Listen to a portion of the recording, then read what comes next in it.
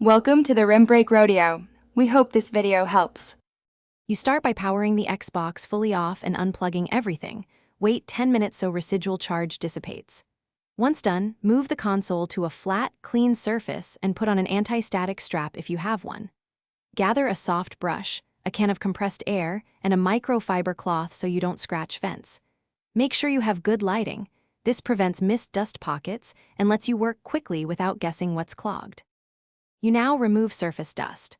Brush vent openings to loosen debris, then use short, controlled bursts of compressed air, 1 to 2 seconds, keeping the can upright. Once done, if you're comfortable and following the model's safe removal steps, take off the outer shell to access the fan and heatsink. Clean blades and fins gently with the brush and air.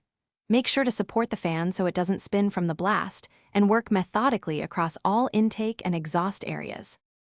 You finish by reassembling the shell carefully, reconnecting power and HDMI, and placing the console in a vertical position for best airflow.